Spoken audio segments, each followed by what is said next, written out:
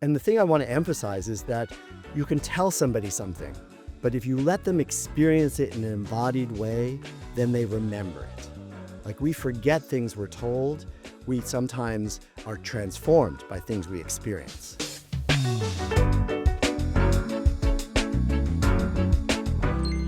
Welcome back to Brands in Play, your podcast for everything immersive marketing. I'm Nick Hill, co-founder and chief innovation officer at Sawhorse. And I'm Albane Prioux, strategic marketing consultant. This week on the show, we have Lego stealing the spotlight at CES, Roblox rolls out a new advertising format, Chipotle dives into college football gaming, and Fortnite flips the switch on in-island transactions. And for our real-time review, I'll be giving you a first-hand look inside of Cosm, the immersive shared reality venue in Los Angeles. And later, we'll be joined by Charlie Melcher, whose new book, The Future of Storytelling, explore where immersive media is heading. That's right. And if you're liking the show, make sure to give us a follow. We break down how brands, platforms, and creators operate inside of gaming, UGC platforms, and immersive media. Let's get into it. Let's go.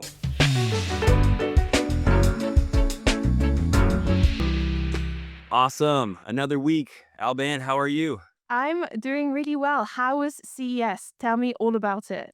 CES was overwhelming. Yeah? I had an amazing time, but I will say it is like the worst time for a conference. It literally is the first week back to work. And you basically And you have like to your go company away. is doing its thing. You're gone in Vegas trying to figure stuff out. And like, I think everyone complains about this, but Really? yeah, just because it's Fair like, enough. No, it's okay. fair enough. Yeah, it's like I got to go to this conference. I got to network. I got to figure all this stuff out. Meanwhile, the company's running. I don't know what's going on. You know, it's like everyone's in that same boat. And now I feel relieved because I'm back, like meeting with people, figuring out what's going on, understanding Yeah. what the vision of the Now, so company this is. week is your proper first week back in the office. That's how it feels. But it was amazing. I saw a lot of incredible stuff. It's super inspiring. Saw a lot of amazing people who I got a lot of respect for that sort of inspired me to do more amazing work this year. So I'm glad I went. But what about you? I hear you have a pretty amazing announcement. I do have some news, which I know you have been aware for some times, but I wanted to let our listeners know that I will be going on maternity leave at the end of the month. So I will, like, my last episode will be at the end of January, but a very exciting time, but very sad to obviously, let the team behind, but a very exciting, obviously, new challenge or new chapter for me. This is all new, but I'm really excited. Woo! Congratulations. That Thank is such an amazing achievement. Much Yeah. respect. Thank you so much. Well, we're going to keep the show going even when Albane is out. And I will say those are extremely big shoes to fill. But our plan is we're going to be partnering with some amazing thought leaders, connections that we have in the industry. So we've got some pretty amazing people lined up, and I'm excited to have them help me run the show while Albane is Exactly. The out. show will go on. The The show will show go on. must go on The show in must Hollywood. go on. Shall we jump straight into the news, actually? Yes, let's go to the news. All right, so for my first story, coming out of CES, Lego has unveiled the Smart Play at CES, introducing the Smart Brick, which essentially is a classic Lego brick with embedded sensors, lights, and sounds that react to how kids play in a sort of a Okay. dynamic response way. And there's no screens required, so it's very sort of like tactile. Did you see this announcement? I didn't really dig into like what it meant, what it was. Initially, I thought it was a bit of like a stunt. I didn't know if it was a Yes. real product. Yes, I think Um, that teaser is so broad that people are like, "Cool, what is it?" yeah, I Um, just thought like, oh, great. It's just like a maybe futuristic block, but I didn't realize that it had some interaction and like connect like technology yeah, around it. I would describe it as a smart brick that can kind of sense its surrounding and interact with other smart bricks. It has lights, it has sounds, it has story. And so I That's think pretty from a cool. creative standpoint, as you're building with bricks, if those bricks are smart and there's no sort of interface with like screens and apps, it's just a new kind of tactile way of being creative. So I think it's pretty awesome. That's really, yeah, really interesting. Have you been able to like see it or? I watched the long form demo that kind of shows what you can Okay. do. It's pretty exciting. But I think what to bring this back to the marketing lens, what is so exciting is the way that they promoted this at CES, which is pretty mind blowing. I feel like this is a great example of immersive marketing. So in March, when this first product comes out to the public, it's going to be inside Lego Star Wars sets, which Lego has a long history of partnering with Star Wars to make sets, and so I think it's a great fit. But for the marketing, Lego went big at CES. They turned the Las Vegas Sphere into the Death Star. Did you see that? No, I didn't see that. Oh man, it is so dope. They basically took over the spear for a night. They rescanned the entire thing to be the Death Star from Star Wars, and then they built a huge X-wing, one of the planes from Star Wars, and they put it like in the parking lot facing the the Death Star. And I'm what they seeing it now. This is Yes, crazy. dude, it's mind blowing. And they basically allowed fans to come in and sit in the cockpit and then play a mini game, which essentially is the classic trench run scene from Star Wars, Yeah, where yeah. they go in and Luke Skywalker, launches the rocket into the center and it explodes. So it allowed fans to play and kind of engage and learn about this new smart play technology. Um, and yeah, just an amazing example of immersive marketing. We're talking about hands-on gamification, leveraging pop culture moments, and leaning into nostalgia for young and new fans, and making a huge impact. I mean, like that is the biggest screen for marketing in the world as far as size, and Mhm. just a perfect example of how to do things right. Your Yeah, I thoughts? mean, Lego is on a path. Like they proved it last year already that they were really good and like, had an amazing entertainment strategy and starting the year what right, I think, with this new piece. But I'm excited. I want to see it now that I know it's real. I thought it was just I don't know, like a prototype and it was not gonna go live or anything like that. So exciting. Yeah, it's super dope. What do you got next? So next up is also an announcement that happened at CES. I feel like CES is the place to be if you are in immersive media, gaming, tech, etc. But Roblox has introduced a new advertising format. So quite excitingly, they've announced the expansion of their programmatic partnership. So we knew already that they had a partnership with Google that has now been extended to Amazon and other DSP and SSP, which I'll go into later. But first and foremost, there's two new formats. One in particular is the homepage feature. And I've read several articles about it, and I'm not too sure if I grasp what it is. So I'll explain, and I might tweak and come back to this in other episodes just to make sure that I got it right. But from my understanding, essentially this is a vignette, a thumbnail where you click on it and it brings you to like a 3D environment the same way as an immersive experience that you would have. The difference here is that it plays. So that's where I got confused because from the press release, it sounds like any video creative is then can be turned into a 3D environment, Yep, which I didn't see in the I can trailer clarify. that they showed that because they showed an example of Sam's Club, which already has an experience. So for me, it just looked like a video essentially that was played Yeah, in a 3D environment. But from the way that it's like turned, they made it sound like any video creative could be turned into a Roblox 3D setting.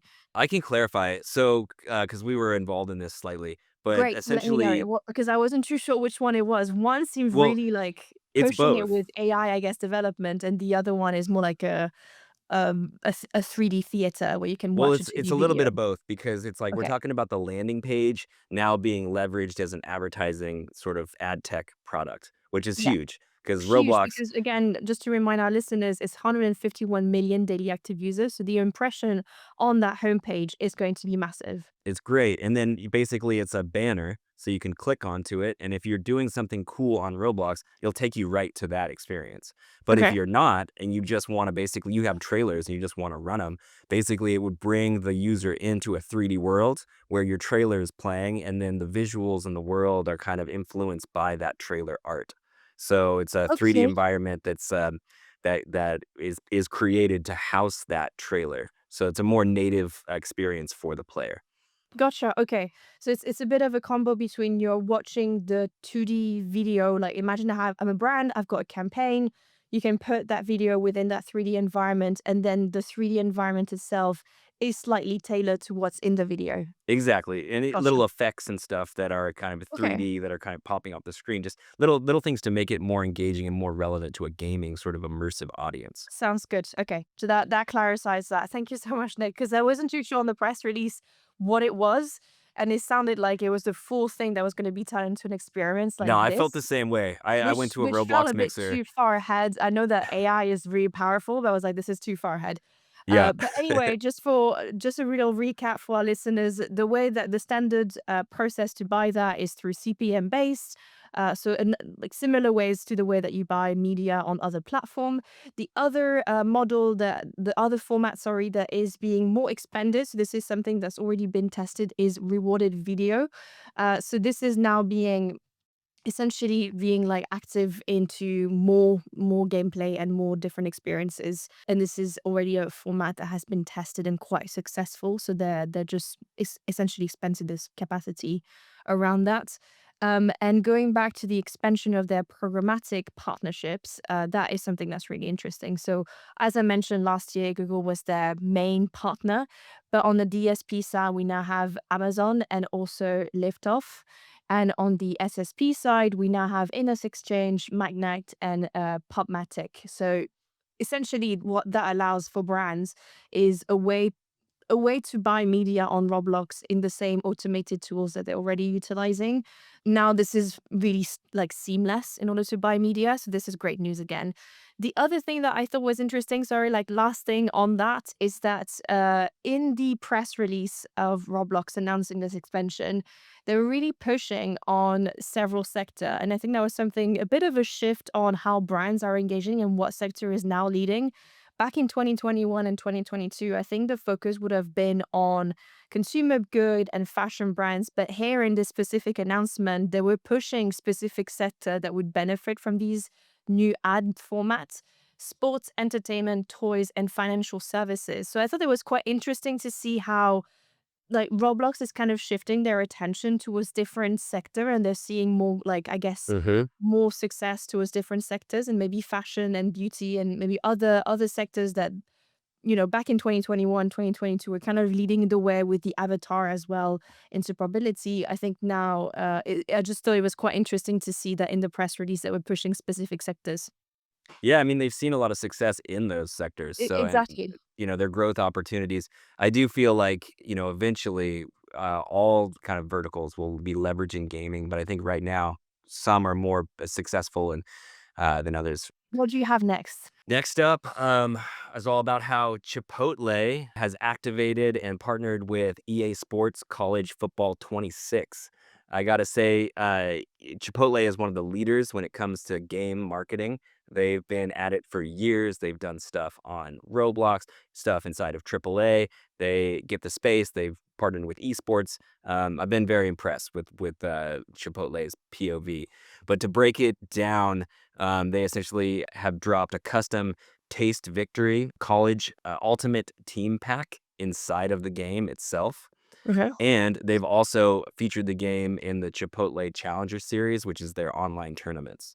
So, how it works, gamers can unlock the exclusive Taste Victory pack, and that features two high rated players for their unlimited team roster by ordering through the Chipotle app or the website with a promo code. And then, as far as the Challenger Series, it's a month-long tournament. It's hosted by PlayStation Tournaments and lets players compete in the game for prizes like points inside the game, exclusive avatars, and free Chipotle codes to get food IRL.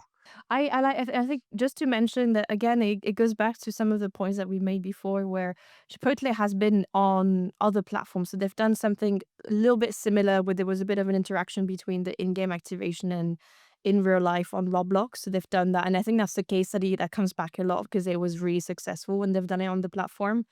Yeah, I mean, I think the point is that if you're a brand, you should not be saying, what is my Roblox strategy or what is my Fortnite strategy? You should There's be saying, several. what is my gaming strategy? What does That's that right. mean? What am I trying? If I'm trying to reach this audience, where are they? They're scattered. So Mhm. how are you applying strategy to reach them to see the most success?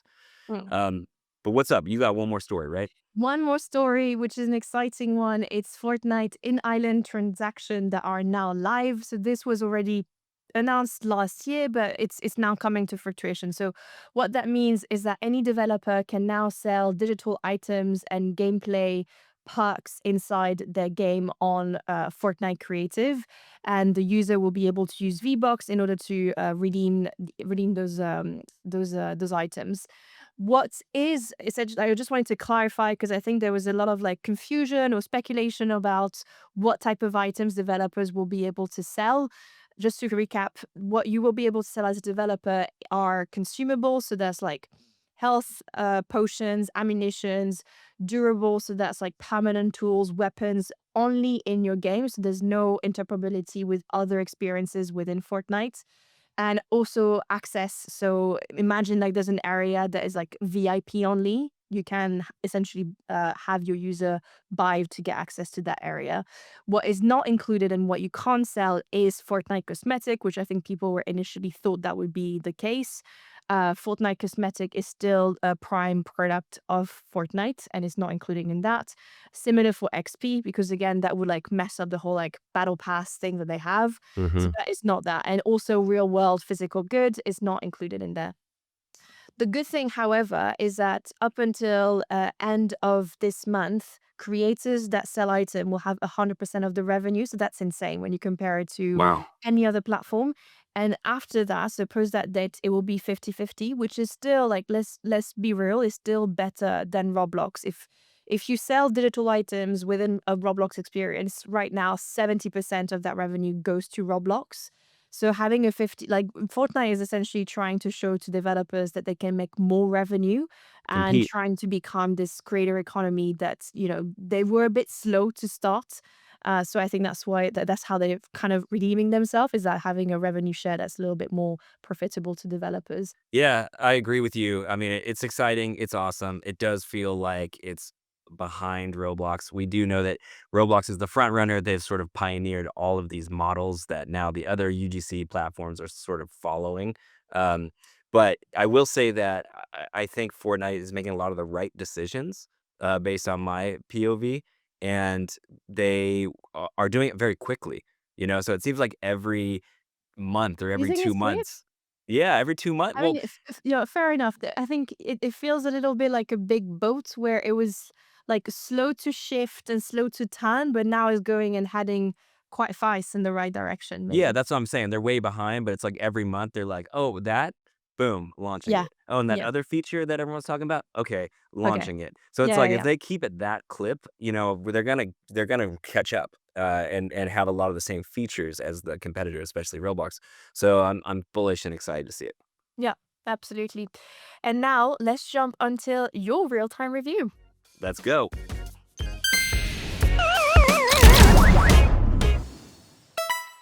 All right. So for this real time review, I was super stoked because I got to go to Cosm in Los Angeles. Are you familiar with Cosm? No, I got the name wrong twice when we did the intro. So I am not Cosm. I called it Cosmo, but no. Well, Tell me all about it. What is it? that is fair because there's no Cosm locations in the UK. They're only in America Okay. at the moment. So the way I've been sort of describing this is it's almost like a little mini sphere. So if you've Okay. been to the sphere, it's basically like a massive screen and it's immersive and you sit down. It's kind of like that on a smaller scale. Okay. And they're calling it a shared reality venue because it's all very communal. You do it in a large audience and you're all immersed together. And these locations are about 65,000 square feet. They're pretty large. They can hold up to about 2,000 people for each viewing. Right now, there's two locations, one in LA, one in Dallas, and there's two that are under construction, one in Detroit and one in Atlanta that are coming this year. And the Cosm Group has seen a lot of success. They've raised over $250 million in funding, and they want to build 50 more of these. So maybe one in every state. I don't know, but it's pretty lofty. I hope one in like outside. I don't know. You need one in Get the good Hawaii. I stuff mean, come here. on. But so basically what it is it's like fans can watch lots of live sports. So Oh, okay. NBA, NFL, UFC, and they can also watch films. But the films have to be like custom created because Okay. what's outside of the frame has to be built and sort of created. They're running two movies right now in the LA location, The Matrix and Willy Wonka, and it's just pretty unbelievable Yeah, when you experience it in real life. We're talking about an 87-foot diameter LED dome screen with 12K resolution that wraps these visuals around the viewer for this really immersive experience. Basically, when you sit in the chair, it's like you can look forward and down and all the way up to the ceiling, that's and then to crazy. both sides, and all you see is image. So it's very cool. Facility itself is kitted out like a stadium. They've got sort of bar areas that you can walk around, like massive screen TVs just everywhere. So like from sporting event kind of POV, it's a very cool spot to hang out. The seating is great, nice couches. Waiters come to your table, deliver you food and drinks. And then in between like commercial breaks, there's a DJ playing music and an MC on the mic, like sort of giving you games to play and interacting with the audience. It is pretty cool. So I went and I saw an LA Lakers game. I'm a Lakers fan. It was Lakers versus Spurs. And so I brought my family. My son's a huge basketball fan, so we were just really kind of loving that. And what's really interesting is that what it is, it's giving you a unique way to watch these games. And I'm not Right. saying just unique because of the technology, it's unique because of the angle. We've all seen so many different sports coverage, in our lifetimes on big screen TVs. This is all national, sort of standard broadcast. What this is it's giving you a courtside POV. So imagine like the seat that is literally touching Like the at the field. front. Right? So you're not looking at it from like a 3/4 top down wide. You're looking at it as if you're just staring right at these Area that, yeah. players that close. And I'm sure the sound system must make it feel like really Oh, yeah. like You you're can there. hear the players talking. You can hear extra little bits of dialogue. And That's what I cool. think is so fantastic about it is that so it's about four angles. Every time the players go to a different geographical location on the field or the court, it shifts to another angle. But you're basically always courtside. So Okay, that's what you're really cool. seeing is so close and so low.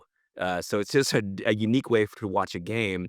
And what's great is because the screen is so big, you can see all the details that you never get on a broadcast, and you definitely don't get in real life because most people can't afford those tickets. They're not there every time. Yeah, yeah.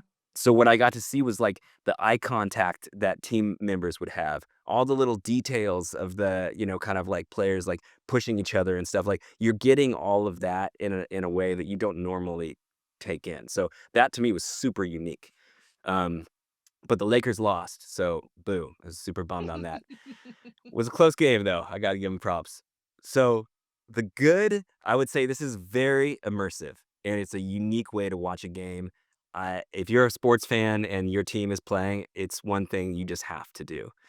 Uh, Were quick question, were people did like was it busy when people like were yeah, you a I lot would of say it was probably, like, 70% full, okay. and So did and you feel like there was a bit of like this match atmosphere like when you're yes, on the and that was stadium? another good thing I liked is Okay. big energy, like, when a big play would happen, people would stand up, like, 'Cause it must feel like even like, I don't know, it's because it live. feels real, how you like the Yes. your reaction I heightened. Yes, I will say it's not like being at a real game where it's so No. loud and you're surrounded by the people, like the whole stadium. Like that's its own unique thing. But this is definitely way more intense than watching it at like like a friend's house with like six people. It Yes. felt like you were experiencing something together, which I thought was That's was cool. really cool. And then as far as like they played some trailers for The Matrix, and it's just so different. I haven't watched the movie there yet, but I want to, having seen that. Now the negative side, first strike against it, limited inventory. They only have select games. Not every Okay. game is there. So you can't, if you're a huge fan, you can't see every game you want. It's very selective. Mhm. Also, only two movies. So let's say Yeah. if you love Cosm, you're gonna run out of inventory, and then you're basically gonna have nothing to watch. So Mhm, mhm. that's something that they're gonna have to solve. Also, the costs can be a little tricky. From my research, I saw that like I think you can go watch one of the movies for about $30 for a seat, but some of the games can get upward of like $200 to $300 per ticket. Oh, wow. So, How much you is the know, tickets to go see it live? my tickets cost around two something each. But Um, meaning, like, if you go to the stadium, oh, is that a similar cost then? I would say probably if you want to get good seats, if you want those seats, it's thousands of dollars, Right, yeah, no okay. doubt. But if you want to go see a game, it's probably like, a couple $100, maybe $300 a Okay, so you ticket for could some potentially be better in the seats. stadium, not the same angle, but Yes. Yeah, so that's the cost issue has to be figured out. okay. And then another strike is location. There's only one in LA. It's not close to my house. It's not convenient for me to go. I wouldn't go all the time. I would say if there's more locations and I had the opportunity, like it's the same drive as going to the theater or a Cosm, I would much Yeah. rather go to a Cosm. Last question, is it innovative? Yes. I would say this is a really immersive, cool, innovative thing to do. Not everybody can go to the Sphere in Las Vegas. This is the next best thing. I wonder, is this the future of theatrical viewing in general? Like, if you're going to Mhm. go into a theater and sit down, like staring at a black, rectangle is way less interesting to me. I feel like Absolutely. if this catches on, it could be a new way to watch games. I'm sure they'll do something for the Olympics. I feel like that's Oh, kind of yeah. they have to. The problem is they have to create these like deals, these licensing deals, So Yeah, so we even that's I the don't know if you challenge. need, like, a specific camera as well, like, if you're Yeah, building you like need this special thing. cameras. You need Yeah. all this stuff. So it's like that's why they're not covering every game. Yeah, yeah, But yeah. they'll get there. But I don't know. What are your thoughts about all this? I'm excited. I think with all of these new, like, event spaces, you pointed it out. It's what makes you want to come back because I think once you've experienced the technology once, that's something. It feels like a little bit when we had, like 3D movies. Avatar was amazing, and then all films at the time started to do 3D, and it was like Green Lantern. Does it really need to be in 3D? Mm. No. And I'm just thinking like with these kind of spaces, it's like what is going to be the longevity where there might be a few instances like really important games, etc., that might make so much sense. I just don't know if all films really deserve to have that kind of, technology. Yeah, that's a good call. I mean, Like I think Avatar would make sense. Like there's a few films like the storyline makes sense, but the holiday or like a casual film. I don't know if it needs that kind of like a like. rom-com, like is Yeah, that I gonna don't fit know. there? I don't No, know. That's a probably good not. that's a good argument. But thank you so much for going there, Nick, because I feel like that gives us a bit of a insight on what's happening in the US when you are here. I feel like all of those new techs are happening in the US, which is a bit We're frustrating, but spoiled. hey ho. But now let's jump onto our interview with Charlie Melcher, author of The Future of Storytelling. Let's go.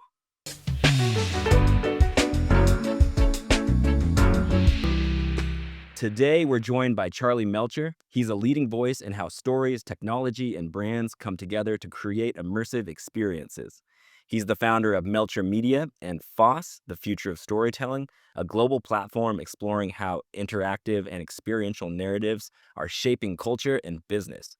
Charlie is also the author of the new book, The Future of Storytelling. It covers groundbreaking immersive campaigns and living stories. I got my copy right here, and I can highly recommend it. And today, we'll explore how these ideas are transforming marketing and what brands need to understand to stay relevant. Charlie, welcome to the show. Thank you, Nick. Albane, I'm so excited to be here with you. It's so good to have you. Thank you so much for joining us today. Let's jump in on it. So, the first question I have for our audience is, can you explain the concept of living stories and why you're so passionate about it? And why did you write this book? I've had this remarkable opportunity to participate in these new forms of storytelling over the last 15 years that totally blew my mind. And I realized that I was seeing connections between them from different disciplines, from different technologies, different genres, and all of it coming together to make this new trend, or more than a trend. What I really believe is the next revolution in storytelling from the world that we all grew up in, where stories were fixed and flat and two-dimensional and non-responsive and antisocial, and you just had to sit there and watch them, to stories where you get to participate in the story, where it's agentic, immersive, embodied, responsive, social, and because of all those things, transformative. A new kind of stories where you are an active participant and you are living the story, thus the expression living stories.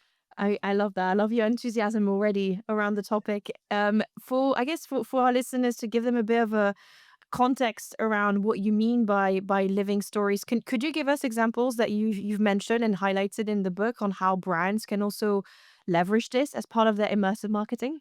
Well, I'll tell you the first one that really stayed with me was actually an immersive theater experience. So it wasn't a brand story, but it was with Punch Drunk, which is this wonderful British immersive theater company. And I had the good fortune of having a one-on-one experience with an actress.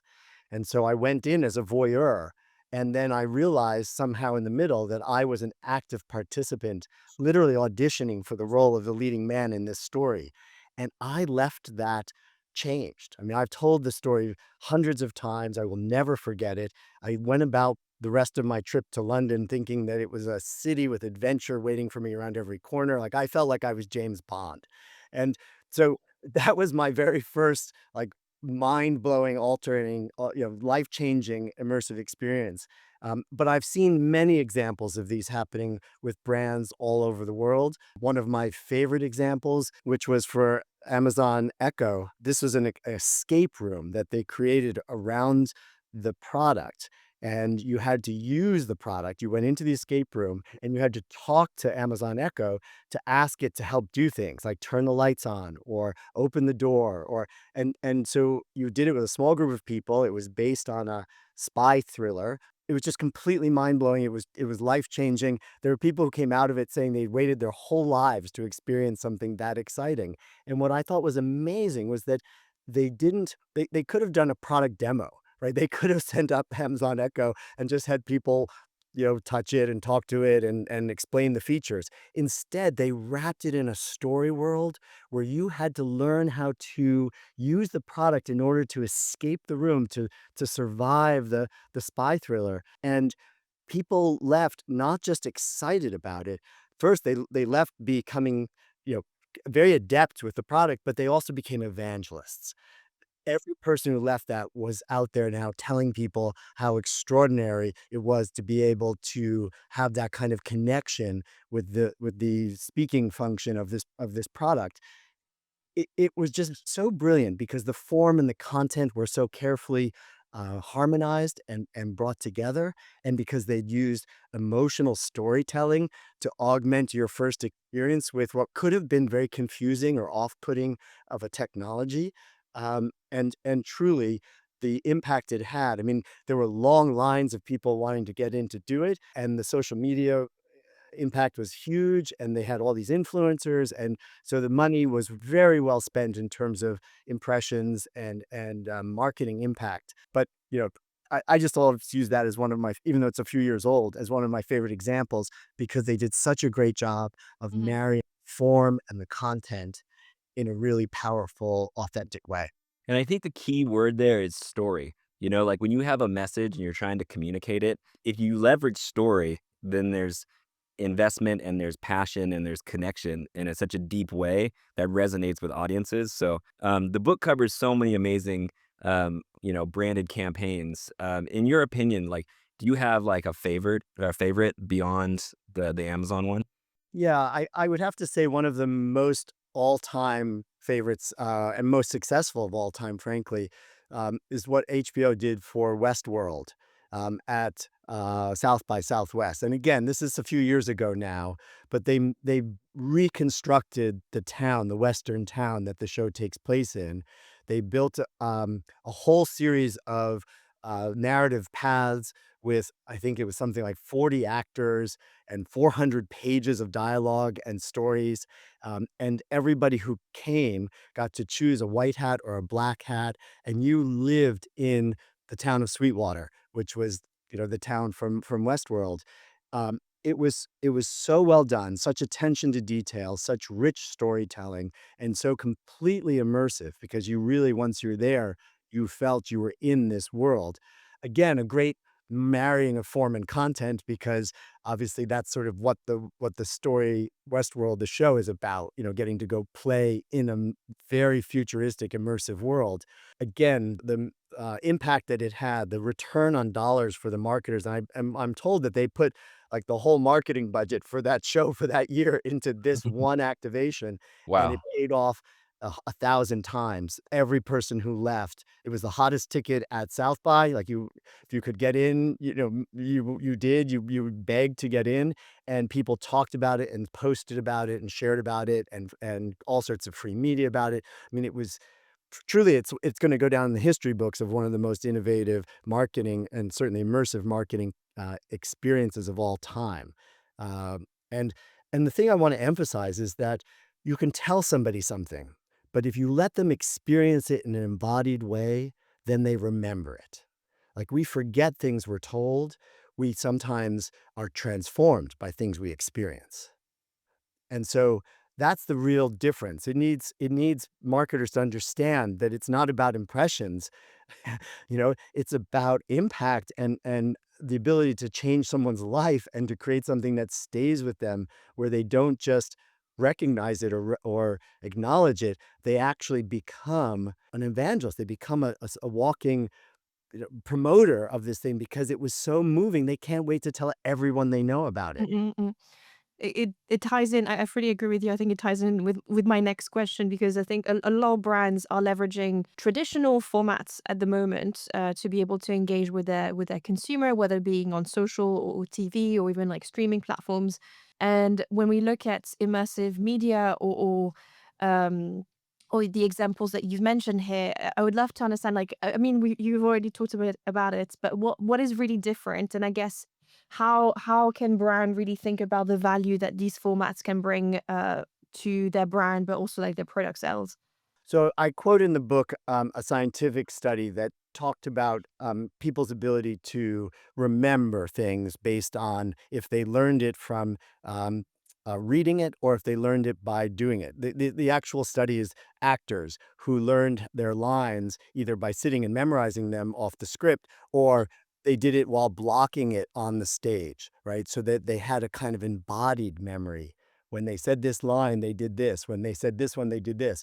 The actors who learned their lines through physical blocking kept that memory 4 or 5 times as long as the people who learned them off the regular script. So I guess part of the message here, again, I'm repeating it, but the ability to let people physically engage means that they're using all of these senses that Mhm. way beyond their eyes and their ears. I mean, I'm amazed at how much of our world we and certainly almost all of our stories we consume just through our eyes and our ears when science again has shown that we might have as many as 30 different senses in our bodies. So imagine if your entire life all you could do is tell a story or be a painter with 2 colors and now you have the opportunity to play to 30 colors. I mean, it's a whole new world of language to the body. Yeah, I love that. That's really well said. And I think, one of the challenges we have with agency is a lot of the traditional filmmakers and storytellers aren't like used to giving any agency to their audience. So I think as some of the best storytellers of our time, leverage these new technologies, these new immersive experiences, they have a lot to learn and a lot of challenges to kind of break through. But I wanted to go talk a little bit about KPIs and how brands measure success of these because brands are so used to traditional measurement that we all have had for a long time.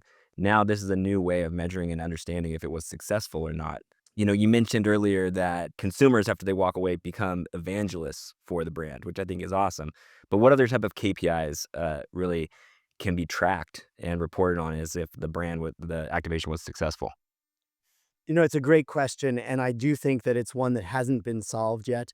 I think that the level of engagement that somebody has when they've had an immersive experience with a brand is so much deeper than when they've seen some banners or some simple messages flashed at them. And so we need a way to measure that depth of engagement and depth of impact. I also think we need to be able to track it over time, right? Because you forget things just like that actor I was referencing. You forget when you're just seeing quick impressions.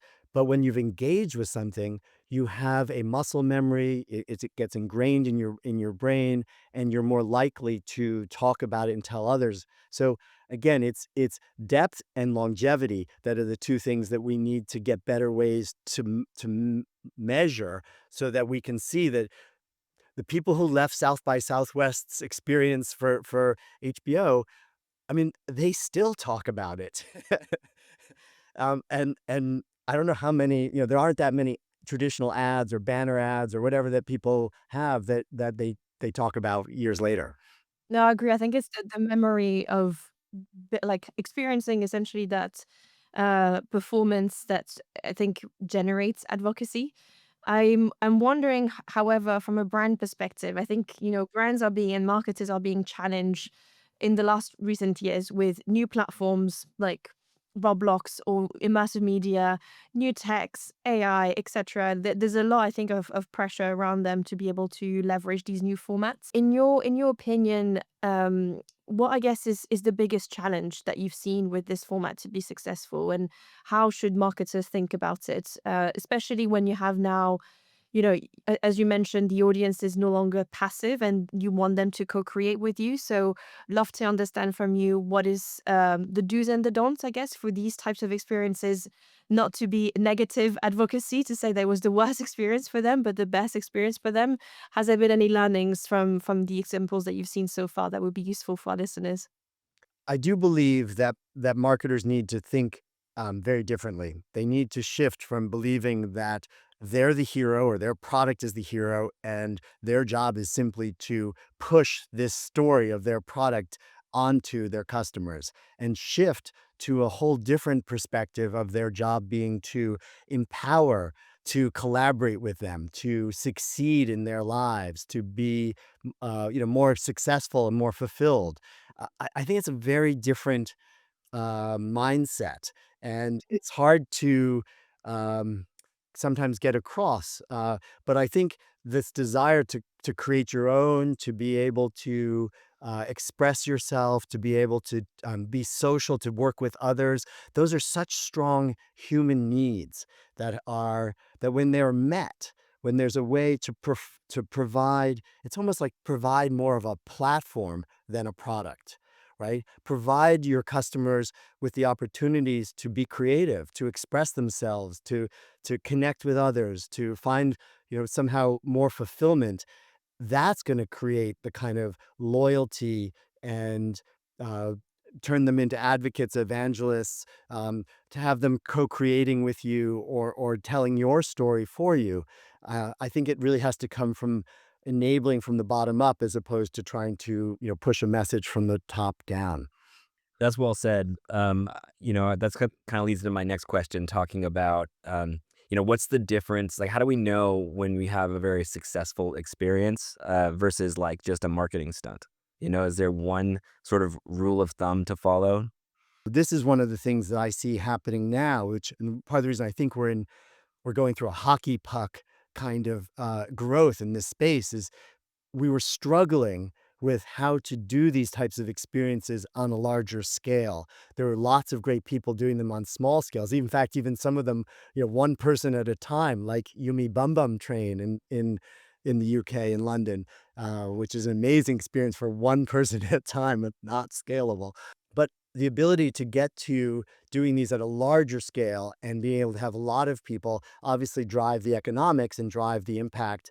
And we're just starting to see that now with things like ABBA Voyage or the Sphere, where some great examples of using technology to create an emotional journey and an immersive, powerful experience for either 3,000 a night for ABBA or 17, 18,000 a night for Sphere. Um, and then I really think AI is going to play an important role here, not just in terms of making the tools more available and the creation less expensive, but where I see this headed is that we're going to be able to create AI actors and responsive narratives that are driven by AI, but that are actually being able to respond to you, and we won't have to. We can develop a relationship with a character, and it can grow and evolve, as you grow and evolve, not just as the character grows and evolve, but literally with you over time and doesn't have to end. I mean, how many of us have had that sadness of putting a book down or the last episode of a series we love that we're holding on to? We don't want to watch the last episode because it'll be over. We're going to be able to have narratives and responsive narratives that are all different kinds of lengths, that aren't just going to end because the 8 episodes ran out and they didn't renew.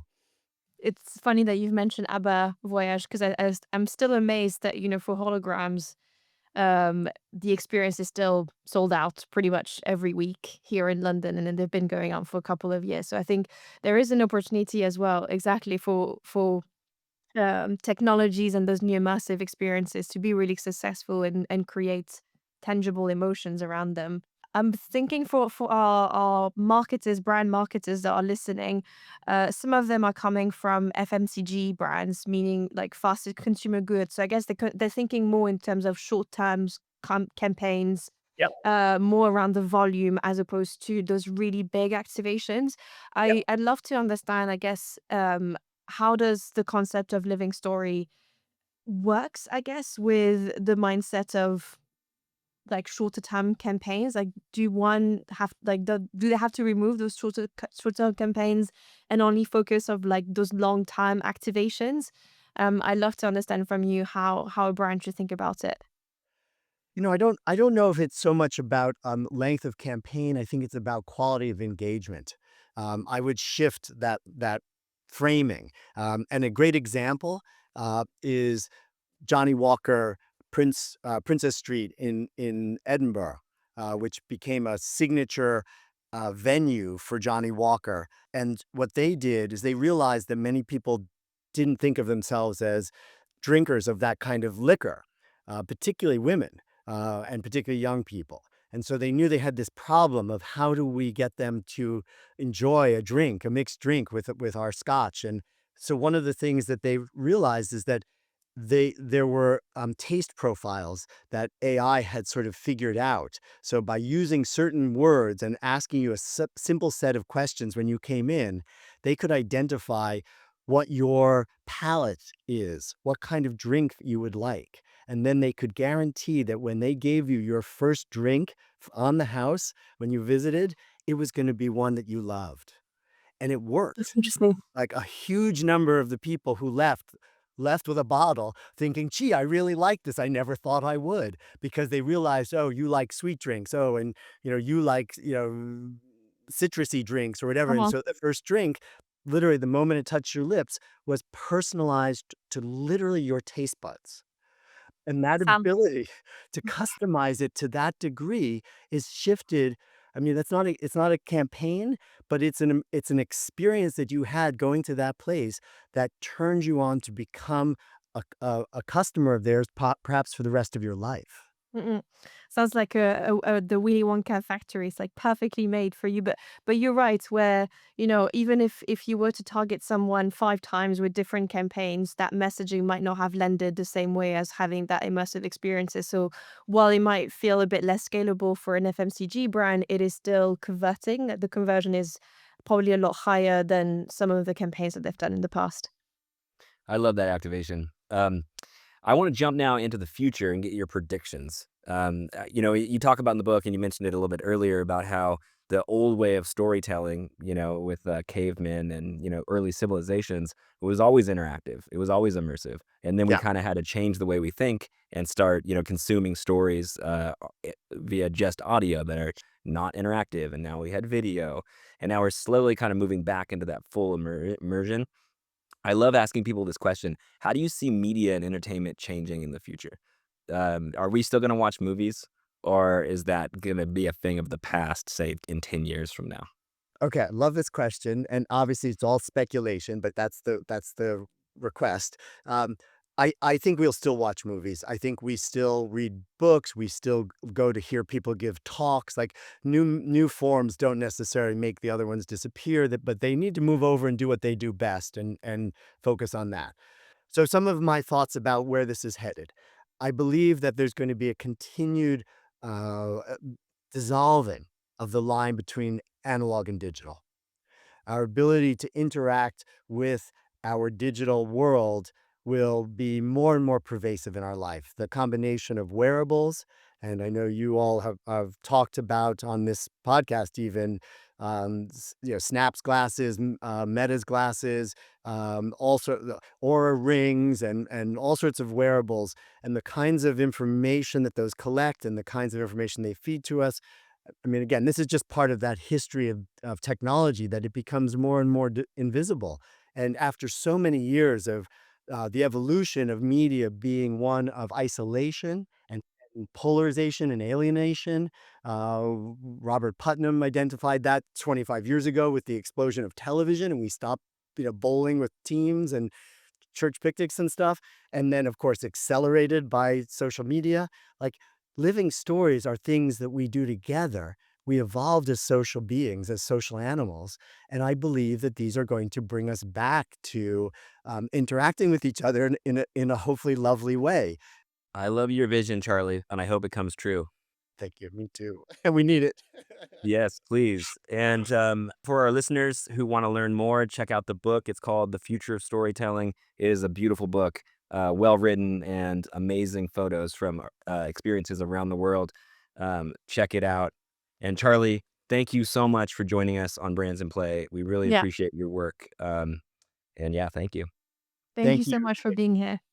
Albane. I love what you guys do. So appreciate you both. Thank you. Let's go back to the show.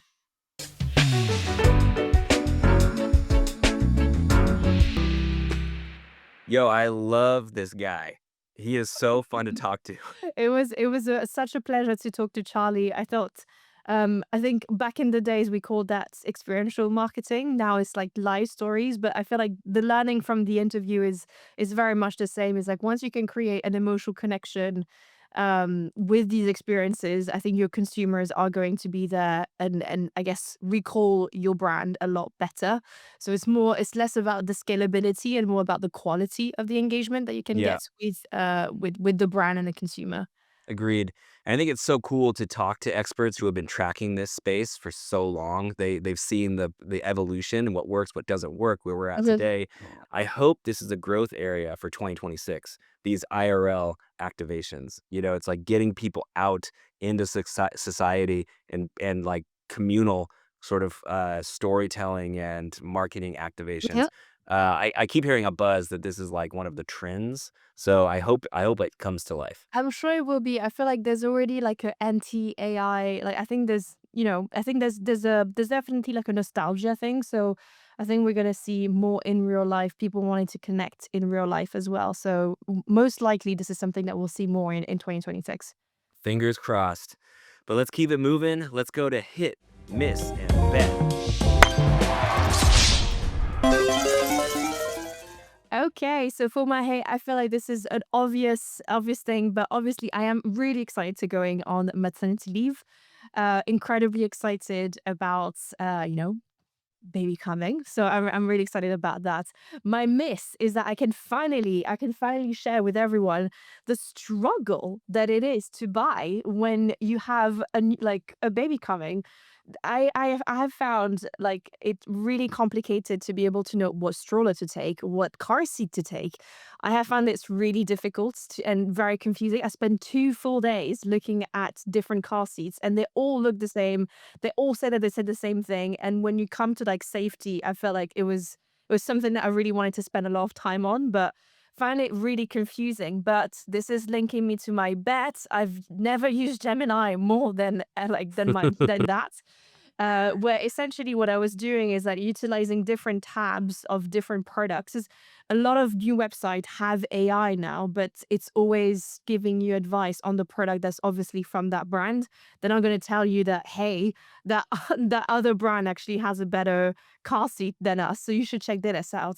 So what I started doing, because instead, like for now, I felt like I was doing it the wrong way. It was that I had my two tabs trying to compare them. So what I've done is that I had so many different prams, so many different car seats. I just put it all of the tabs in Gemini and then asked question about the product and how they were different. And the amazing thing with those LLMs is that they create tables to compare what's like, you know, longevity after 6 months, after a year, etc. So I just thought it was incredible. And my bet is that I think there's going to be a lot more, I guess, of integration of like, I think it's essentially, I don't know if it's going to be directly on Gemini or if it's going to be a separate things, but something that allows you to compare websites and tabs Mm-hmm. a lot more easily.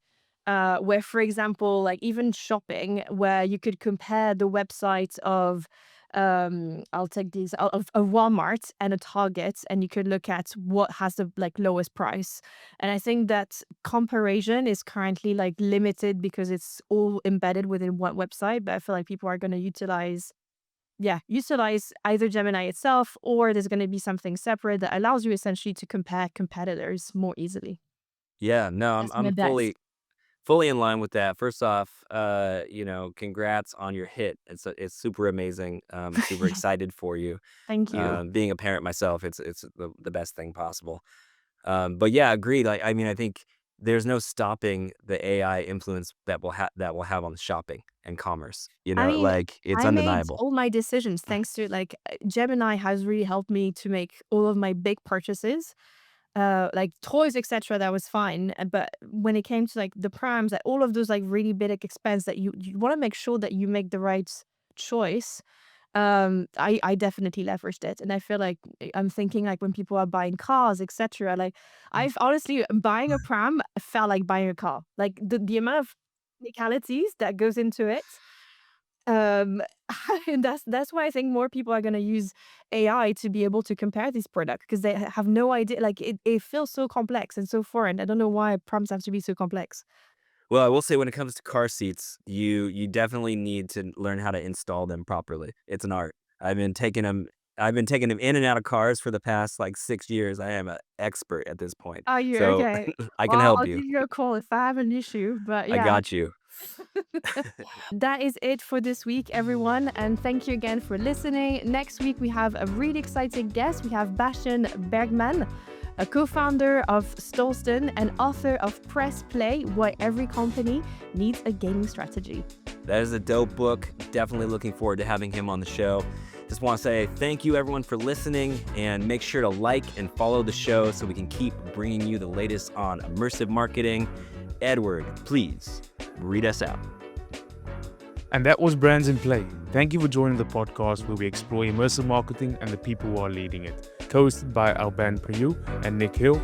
Our show today was produced by myself, Edward Regu, with creative direction by Joey Jerder and audio engineering by Samran Kiyu. The views, thoughts, and opinions expressed in this podcast are solely those of the host and guests and do not necessarily reflect the views, policies, or positions of host employers. The information shared during this podcast is based on personal experience and publicly available information and is intended for informational purposes only. Any references to specific platforms, companies, or partnerships are made in a personal capacity and do not imply endorsement, partnership, or official association with any organization mentioned.